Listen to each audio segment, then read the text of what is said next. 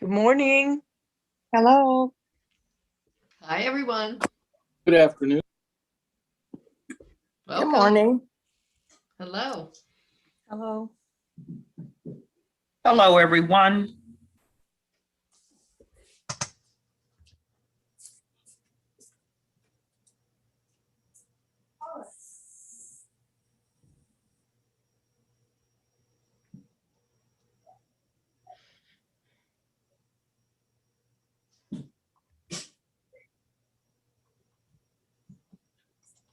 Deb, why is it silent? We will be getting started very soon. We're letting folks into the waiting who are in the waiting room into the session. So we'll be starting very soon. So welcome to those of you who are here already. We'll be getting started and joining with Bonnie very shortly.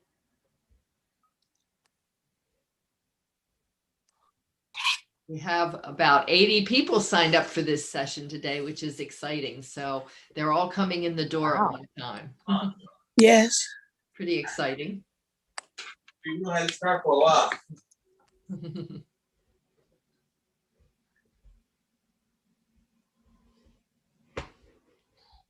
Okay. So welcome to this special event, Get Set Up special event, You're Not Done Yet, with Bonnie Marcus. My name's Deb, and I'm a guide at Get Set Up. Some of you may have attended some of my classes. I'll be your host today. As a community of active older adults who are looking to stay informed, Get Set Up is really thrilled to have Bonnie with us today to discuss gendered ageism. And before we get started, I just want to cover a few housekeeping items. For those who are tuning in live through our Get Set Up Zoom class, please remember to mute yourself during the heart of this conversation, but do keep your cameras on if you're comfortable doing so that we can enjoy connecting with each other and so that we can capture some images to share in the future. If you have a clarifying question that you have for Bonnie while she's speaking, let us know that in the chat. And what we'll do is our best to call those questions to her attention. We're also going to take questions directly from you to Bonnie in the second half of the hour. So at about 20 till, we'll be taking your questions. For those of you who are joining via our community live stream on Get Set Up TV or on Facebook or on YouTube, you are welcome to enter questions into the chat as well. We're going to do our best to get to everyone's questions. So now on to our special guest. Bonnie Marcus has a master's in education, and she's an award-winning entrepreneur, a Forbes contributing writer, and an executive coach. She assists professional women to successfully navigate the workplace and promote themselves to advance their careers. With over 20 years of sales and management experience, Bonnie's extensive business background includes CEO of a ServiceMaster company and VP of sales at Medical Staffing Network and 2 other national companies in healthcare and software industries. She's held executive positions in startup companies and Fortune 500 companies. Wow. Bonnie started her corporate career at an entry-level position and worked her way up to the top of a national company. Her passion is now to help other women embrace their talent and ambition and to step into their full potential and workplace power. Bonnie shares her message globally through speaking engagements, through live and also virtual workshops, blogging, and her popular podcast you might want to check out, Badass Women of Any Age. At any age. Wow, love that one. Bonnie's book, The Politics of Promotion, How High Achieving Women Get Ahead and Stay Ahead, provides a roadmap for women to navigate the complexities of the workplace and position themselves for success. Her second book, called Not Done Yet, How Women Over 50 Regain Their Confidence and Claim Their Workplace Power, shines a light on gendered ageism in the workplace and gives women the tools and the voice to defy ageist assumptions, to stay marketable and keep their job. Now, I want to just remind you that 5 of you are going to win a copy of Not Done Yet just by attending today. So stay around till the end. We're going to announce our winners at the very end of this session. A certified coach, Bonnie has been honored by global gurus as one of the world's top 30 coaches in 2015 through 2021. She's been acknowledged as one of the top 100 keynote speakers in 2018 by Databird Research Journal. Bonnie received a BA from Connecticut College and a Master of Education from New York University. We are so fortunate to have you with us here today. Welcome, Bonnie, to Get Set Up. Hi, hello everyone. And really, it's a pleasure to be here and to be a part of your community.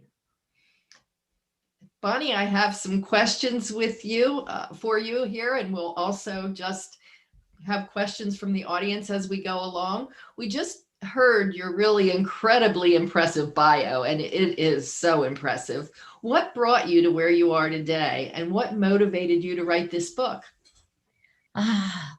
Well, my journey started in education. I was a kindergarten teacher, and I got a divorce. I had 2 young children, and I needed a job that would pay the bills. So I answered an ad in a local paper for a medical secretary, and I went in all enthusiastic that this would be great to be able to balance having kids and just have a very simple 9-to-5 job. But they turned me down. They told me I was overqualified. But 2 weeks later, they called me back and they said, we're opening up this joint venture with a healthcare management company. And it's going to be a cardiac rehab center with the management company and about 30 docs, and they're looking for somebody to run this. Do you want to come in and interview for it? And I was like, sure. Despite the fact I had no qualifications whatsoever to do that at that point. But they took a chance with me. They gave me the job. They trained me. And then in a year and a half, I was running 11 of those centers up and down the East Coast in the US. So that was my entry into business. And gradually, I did make it up to the C-suite. It wasn't a direct climb by any means. There were lateral moves, there were missteps, there were step backs. But it was a journey that I learned a lot on the way. And one thing I noticed, Deb, was throughout my career, there were so many talented and ambitious women who were being passed over. And they were being passed over because they didn't know how to build influence. They didn't know how to advocate for themselves. They didn't really know the tools for being able to be savvy and how to position themselves. So when I left corporate in 2007, started my own business, it was the mission to help these women get the promotions they deserve, to be more visible. Okay, so you really had an opportunity that you took and you ran with it, and you had your ups and your downs, but you got there and you saw along the way that there was just a great opportunity to help other women to do the same thing. Yes, absolutely. So this idea of gendered ageism, what is it, and why do you call it the double whammy for professional women? Gendered ageism is the intersection of gender bias and ageism. So professional women experience gender bias every day. I mean, we're still paid 82 cents to the dollar of our male counterparts. We lack opportunities for sponsorship.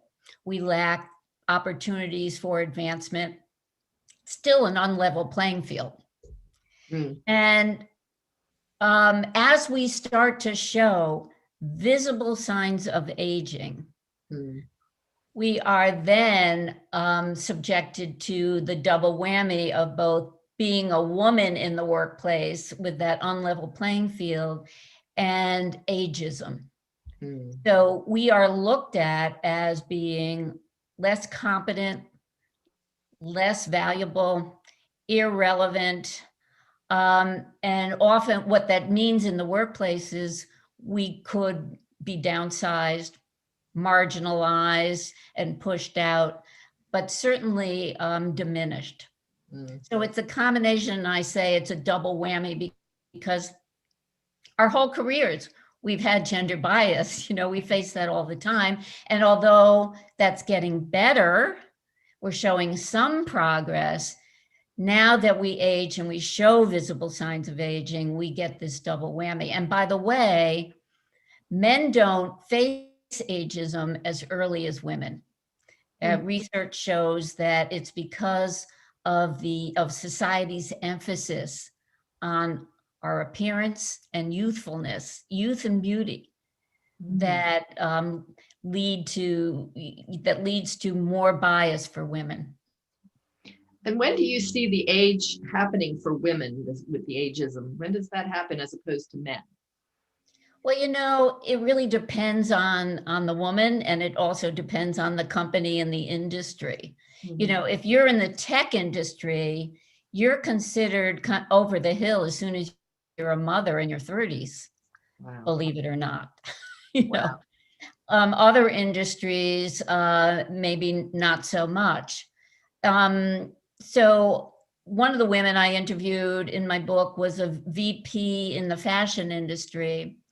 And in that industry, she felt tremendous pressure to look young in order to keep her job. In fact, she told me she had panic attacks. She'd wake up at 3:00 in the morning with panic attacks, thinking that somebody's going to find out her age. And she was 62. And then what do I do? Because it's going to be, how am I going to get rehired? Another woman that I share her story in the book was also around 60, and she was in commercial real estate, and she just had eyelid surgery. And she said, I need to do that. This is an investment in my career for the next 10 years, because in this industry, women need to look fresh. And if you look at the track record of the women who age well and versus those who don't. So there's all this pressure. And I think it really depends on the company, but pretty much I saw it anywhere from 40s up through 60s. Wow. It's very daunting. I know. Well, and of course I start the book by saying how angry I am at this. It's so unfair. And that's really, one reason why I wrote the book. It's just because this is under the radar, that a lot of people don't realize that women are experiencing this. Yeah. So why do you call this the next #MeToo movement for women? I call it the next Me Too because if you remember, before the Me Too movement, women experienced sexual abuse, harassment in the workplace, and they remained silent about it. Why did they remain silent? Because they felt they didn't have a voice. They didn't want to bring attention to themselves, and they didn't feel that they had any legal rights to do that. And so as I was writing this book and doing the research for the book, I recognized the similarity here. In fact, I wrote an op-ed in the Chicago Tribune about this because I noticed that women in this age demographic were very hesitant to come forward and talk about their experiences. They also remained silent. They didn't want to bring attention to themselves or therefore their age, for fear that there would be repercussions because of it. They certainly didn't want to file complaints. They didn't know how to do that. They would, feared certainly that they would lose their job if they went to HR. So they didn't know their rights. And the current law, the ADEA, is so easily circumvented by companies who can claim a whole bunch of different reasons why they're pushing you out the door, that it's very difficult to prove that it's actually age related, age and gender related. So a lot of these women are suffering in silence, and that's very similar in my mind to the way we were before Me Too. Mhm. And so you're on a mission to provide or help give women voice to this, find their voice. I am. And also, Deb, to create awareness around it, that it is a reality. You know, I've had a lot of women, you know, in their 40s and younger, read the book and say, boy, you know, I didn't even know, know that this is coming. I mean, I know about gender bias, but I need to be aware of this. Not only that, companies need to be aware of it, because though there are a lot of DEI initiatives, ageism is not on many companies' radar, and certainly gendered ageism is not. So yes, I wanted to build awareness, and I wanted to give women a voice, and I also wanted to give women the tools to defy this so that they can stay marketable and keep their jobs. And I think, you know, one of the key messages is that we need to be proactive. Mm-hmm. Mm-hmm. So what are some of the common ageist assumptions and stereotypes out there that we need to be aware of so that we can be proactive? Well, some of them may be, I'm too old to get promoted. Mm. I'm too old to compete or ask for a raise. Mm. Right? I need to look young in order to succeed. Mm. I'm irrelevant. It's too late for me to learn anything new. Older people don't have the stamina or the energy. They aren't as invested in their jobs. So a lot of these ageist assumptions that our society have been disproven by a lot of research. For instance, if you look at older people can't learn new things.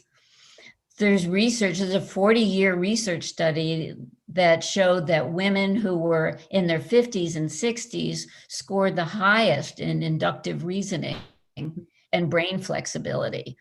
And so all of these things that are reflected from our society in the workplace that lead to different practices and policies have been proven to be false. Mm. Okay. And it sounds like these are assumptions and stereotypes that are held by organizations and society, and that we as women have just taken those on and believe them ourselves. So we have to overcome our own feelings and assumptions about ourselves in this respect as well.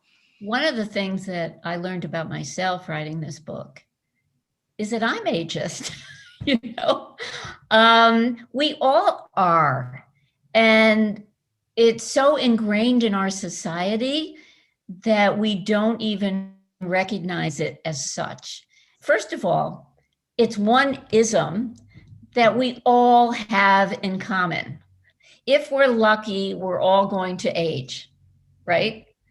So outside of all the other, sexism and racism and all these things which we don't all have in common, ageism is one thing that should be able to bind us together.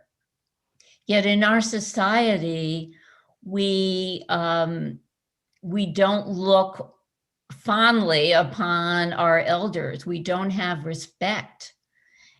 And we do begin to see them as being irrelevant. And not only that, if we really want to be straight about it, sometimes as a joke, right? Mhm. How many of you lately have gone to buy a birthday card for a female friend or relative, and you go and you look at the selection of the cards and it's like, you know, you need a few glasses of wine to deal with this birthday, or where your keys are and everything. And it's like, ha, ha, ha. Mm. But we don't realize, wow, that's really ageist. You know, if people would say to me, Bonnie, you look young or you look great, you know, parenthetically, they're leaving out for your age, you know, Mhm. I would take it as a compliment. And then I realized that's really ageist. How am I supposed to look? You know, so it's so ingrained in our society that yes, we internalize a lot of these ageist beliefs. And the real danger when we do that is that it affects our behavior. It affects the way we show up in the workplace. It affects our confidence, our self-esteem.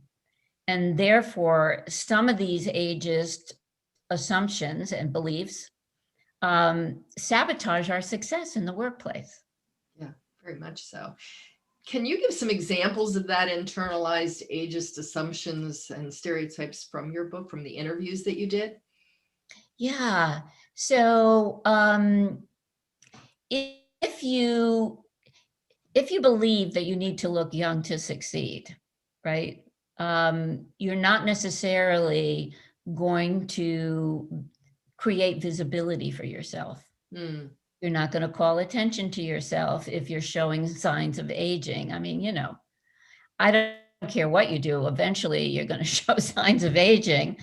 Um, Things like that, where you won't create visibility. If you believe that you are too old to get promoted, you're not going to do the kinds of things you need to do to get promoted. It becomes a self-fulfilling prophecy. So you're not going to raise your hand and share your ideas. Mm. You're not going to create visibility for yourself. You're not going to speak up in meetings. You're not going to volunteer for special projects where you would have more visibility and create influence. So we tend to, when we believe things like this, we tend to sideline ourselves.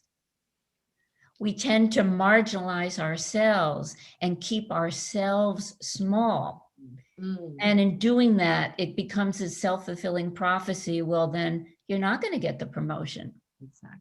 People aren't going to believe that you're valuable, that you're relevant, that you are a valuable contributor.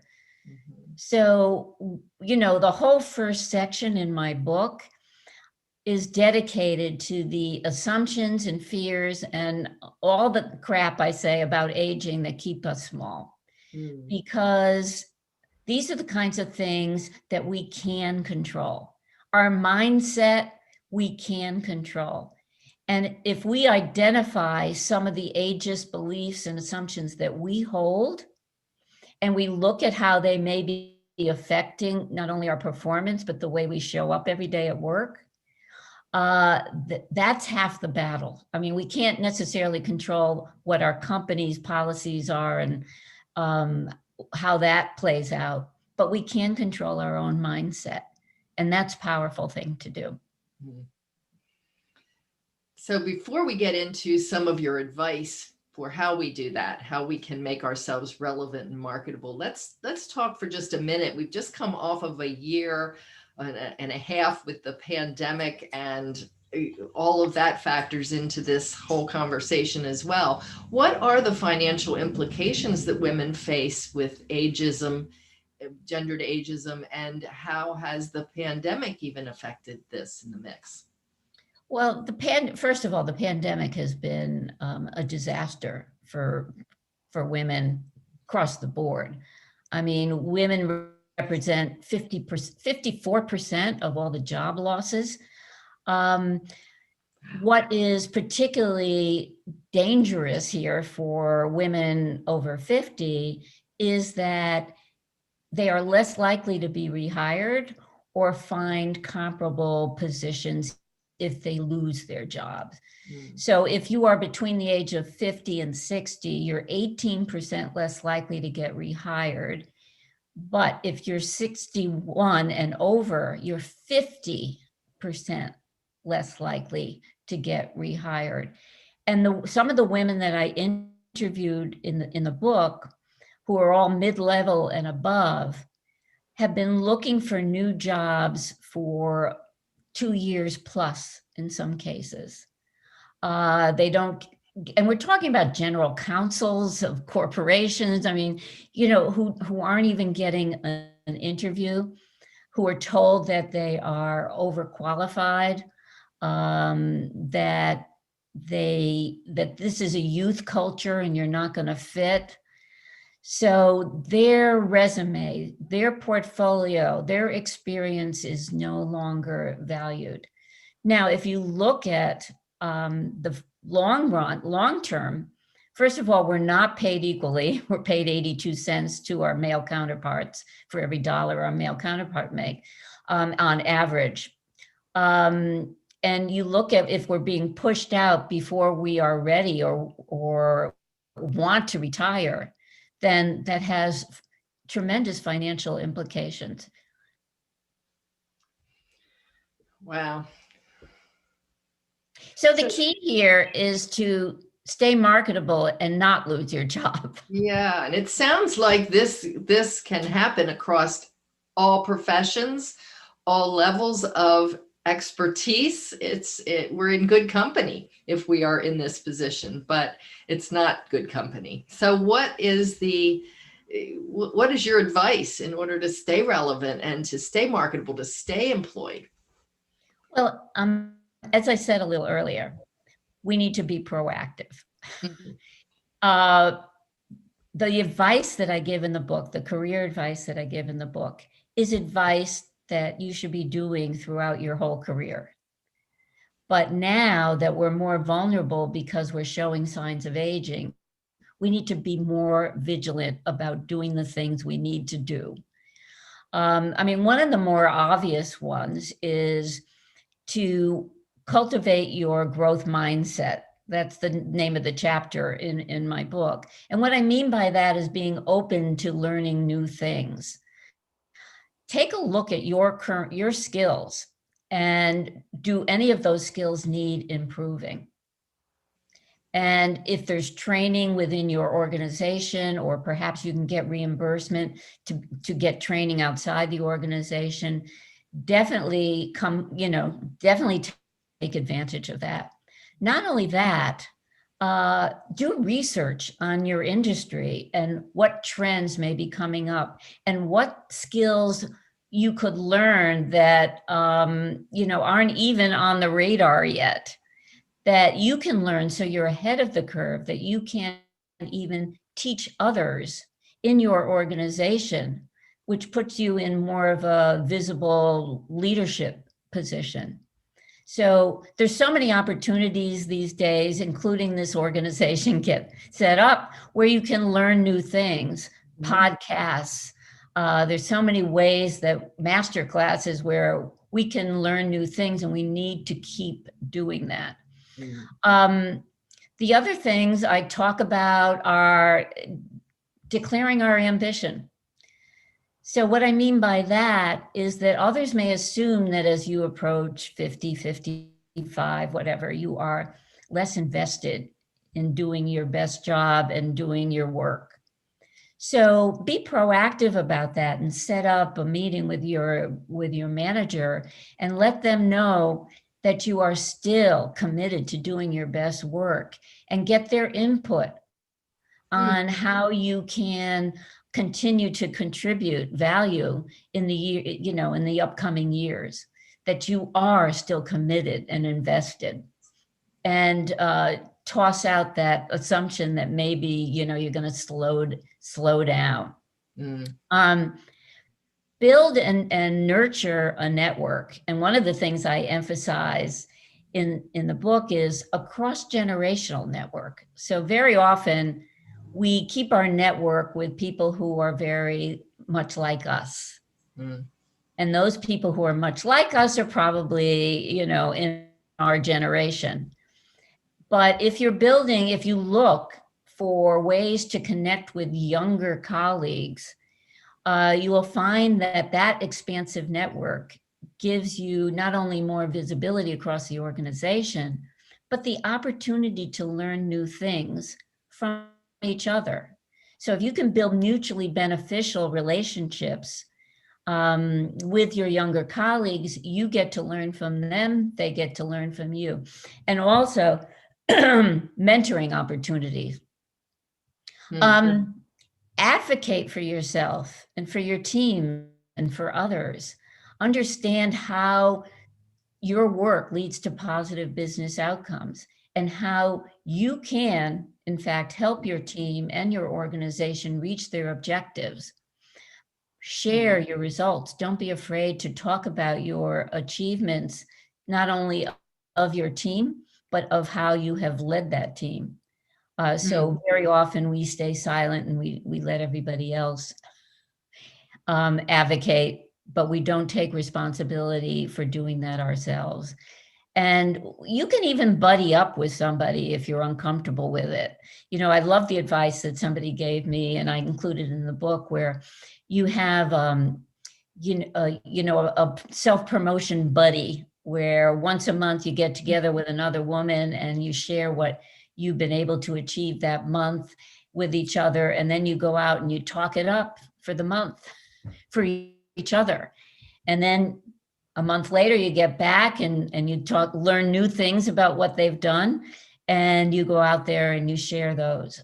So there are a lot of ways where we can learn how to advocate for ourselves and for others. What a great idea. Continuing to learn, lifelong learning, which is what we talk about here at Get Set Up, being lifelong learners and learning how to advocate for ourselves. What a concept. And there is, I think, a power in the age that we are. We have learned a lot. How do we own the power of our age? What tips do you have for that? Yeah, I mean, I found in doing my research and a lot of the interviews I was doing that women were kind of apologetic about their age. And again, I think that our mindset is so important that we need to shift that. And some of the advice I give for doing that is, first of all, look at all the battles that you fought and won. You know, if you look over the course of your life and your career, you've learned a lot, and you've had to overcome a lot. And it's important, I think, that we celebrate that. We celebrate all our achievements. We celebrate how we've been able to pick ourselves up and get back on track and acknowledge that in some cases it was super challenging, but we did it. So I think, certainly owning that. But one powerful exercise that I recommend to a lot of my clients is to sit down, unplug, put your feet up, grab a glass of wine if you need it, but definitely unplug and write down the current story that you tell yourself about yourself. I mean, be really truthful.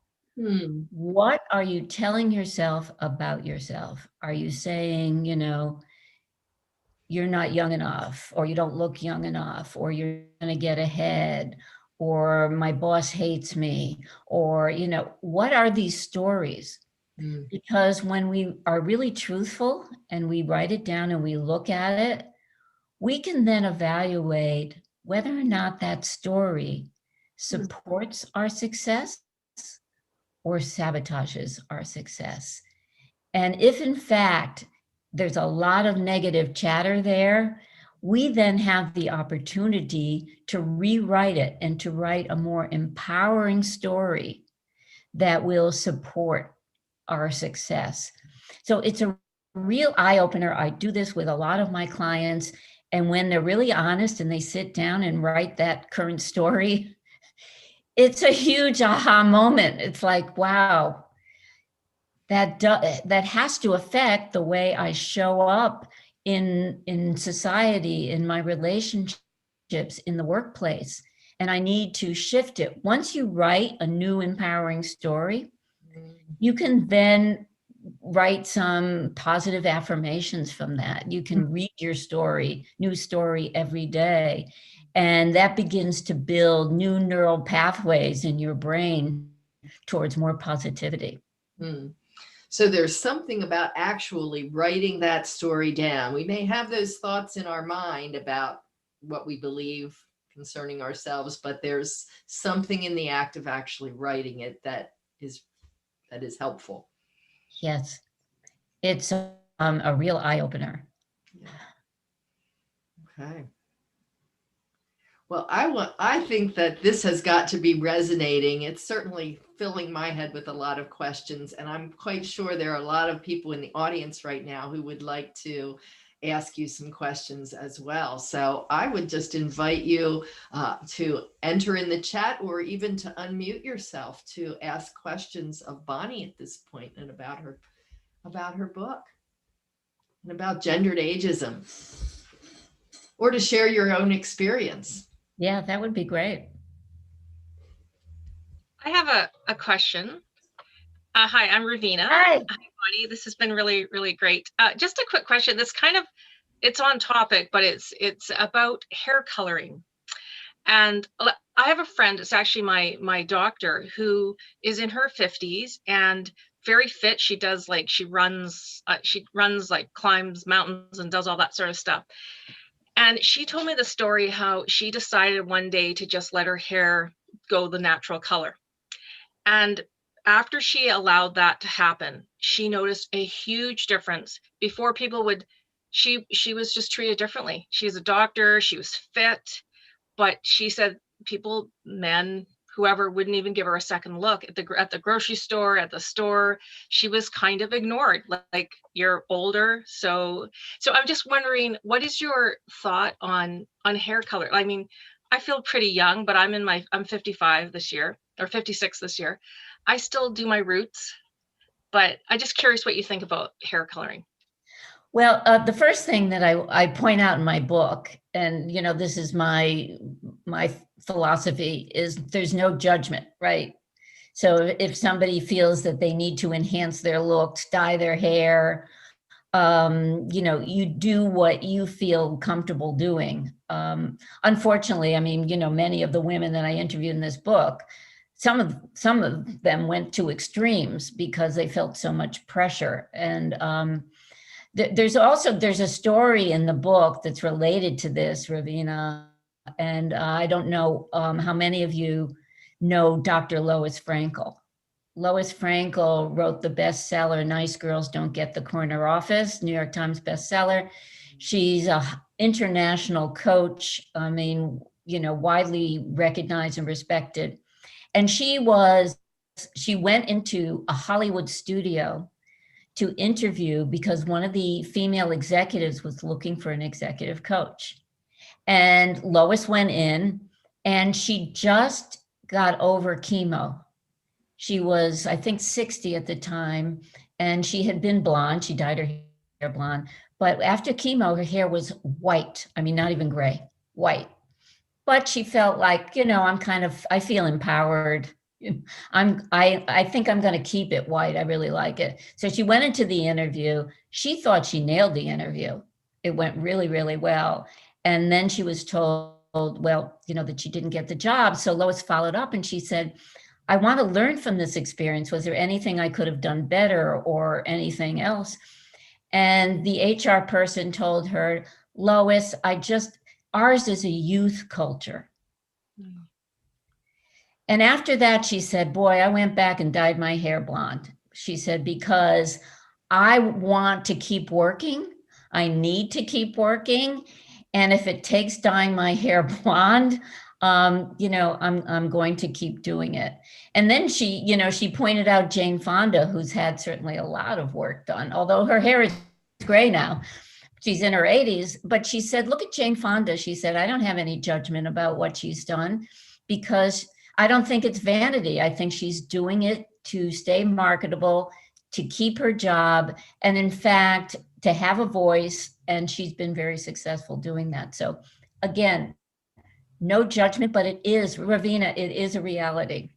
Yes, Yes, no, yeah, I have other stories, and it just makes it, because I have dark hair, and so for It me, shows when up more. when gray shows up here, it's pretty noticeable. But you know what, that's fine. People think I'm in my 40s or that, and so I keep that going. But at some point, will I just let it go? So we'll see. We'll see. At this point, I haven't decided.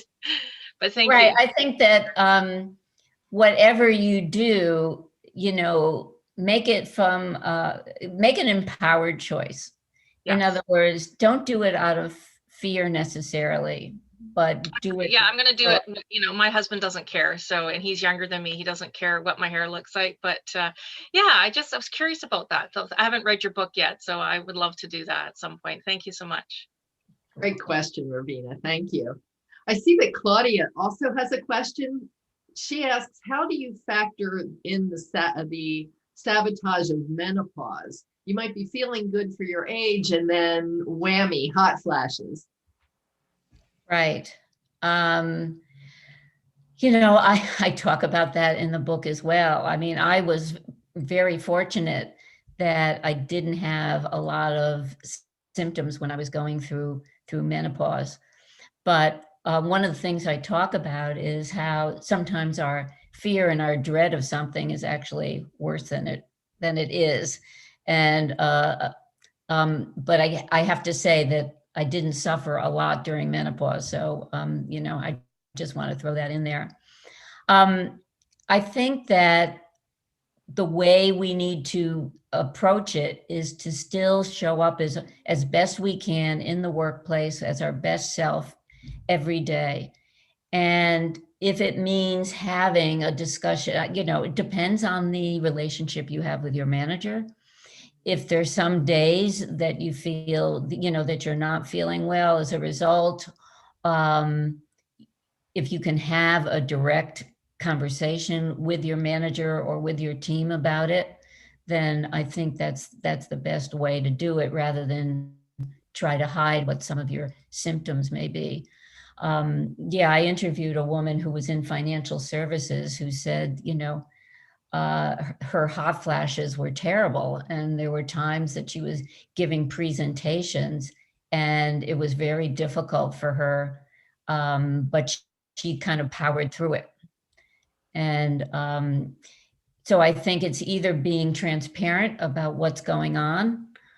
It depends on your relationships in the workplace and how you feel about doing that. And Claudia goes on to say, but men don't have any of these pressures. It's so maddening. Well, that unlevel playing field gets more unlevel as we age. Mm-hmm. And it does really get to me. Yeah, yes. So N, I'm not sure who N is, but N has said, does the age attitude differ between Europe and the United States, Bonnie? Ageism really varies depending on where you live. It does. Even within the United States. For instance, if you live in the Northeast, or you live in Florida, there's more age discrimination in those areas of our country. I live in California, and I can't believe California is not at the top of the list for ageism because it's such a youth kind of attitude here. But it depends. And there's some areas in Europe, certainly Asia, other cultures like that outside So here's the thing. The more individualistic the society is, the more there is ageism. The more group-oriented, collaborative, harmonious society is in that country, there's less. So I guess I'd ask, is there an example that you could give of a country that has minimal ageism, gendered ageism? Or less than most? Is there one that you would point to? I would say, Asian countries. Okay. Japan, Korea have less. Okay. And I do have another question here. Do you think, this is interesting, do you think ageism will change with new generations stepping in as the Gen Zs get older and we have new generations coming up? What do you think will happen? Well, it's not a given. And I think that, well, first of all, let me clarify one thing. Ageism isn't just about getting old. Ageism is throughout all generations. So younger women also face ageism. I've had many clients come to me and say, how do I get a promotion? Everybody tells me I come across as being too young or I look too young. And then as we enter into motherhood, if we choose to become mothers, we face the parenthood penalty around, so it's all really age related.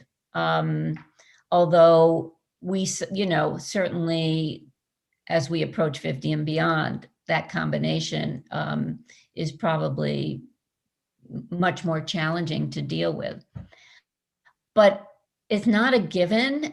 And one thing reason why I want to bring more awareness to this is that the more awareness, over time, similar to Me Too, right? As we begin to bring this forward and out of the woodwork, then there's going to be less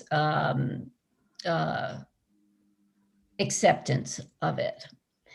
But I really believe that one of the ways we are going to counter ageism is by having conversations between generations, cross generations, because it's really what we tend to do is we put people in categories based on their age, their gender, sexual orientation, their race, right?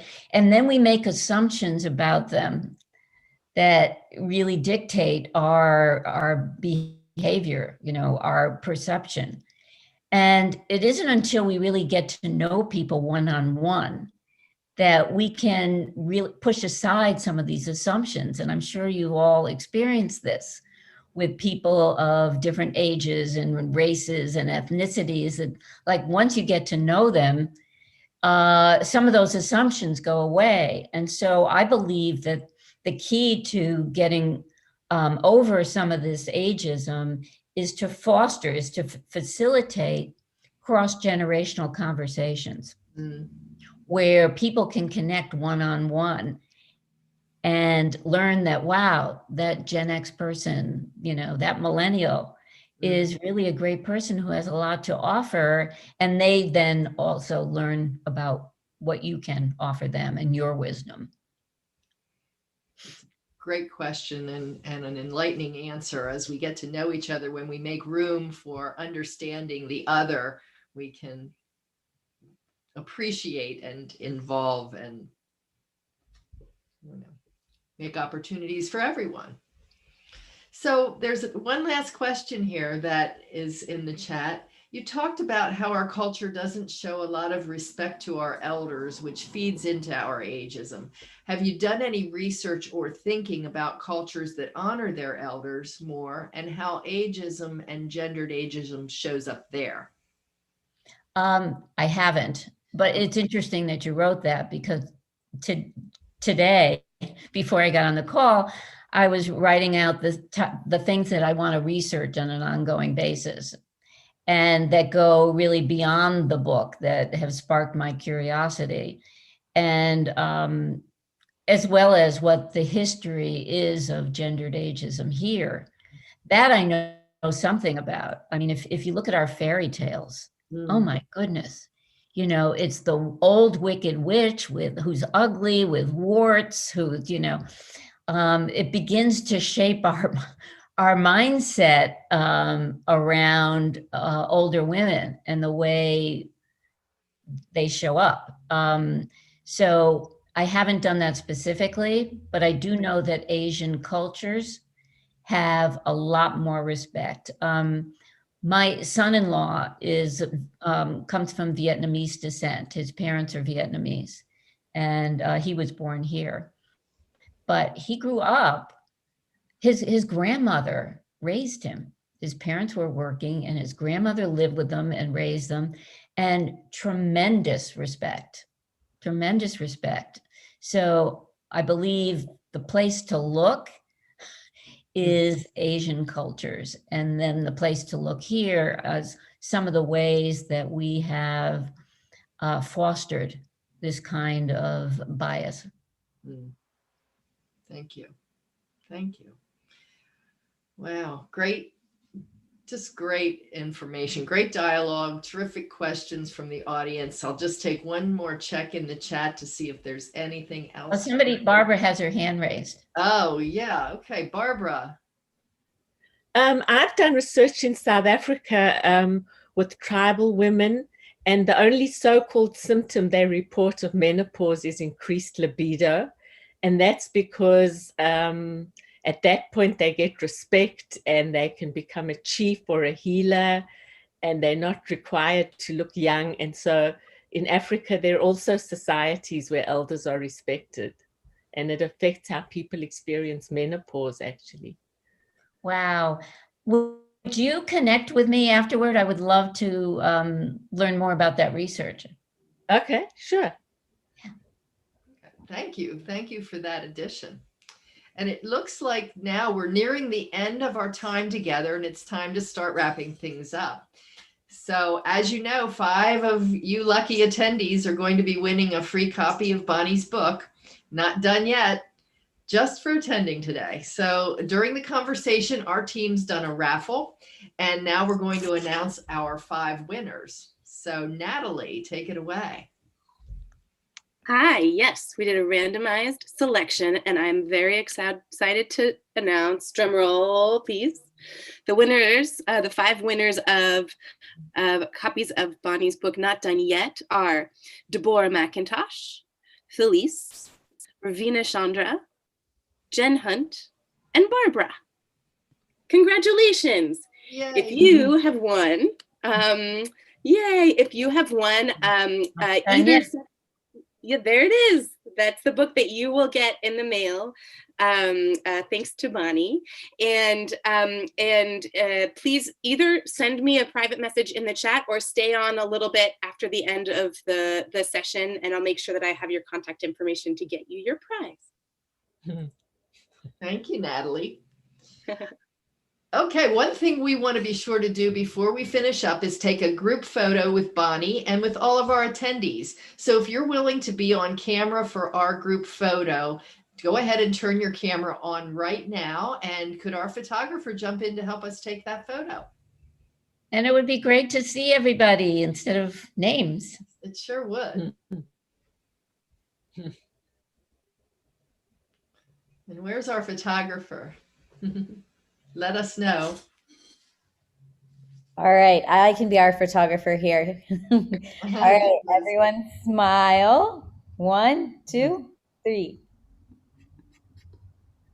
Thank you. Okay. Thank you. Thank you. Okay.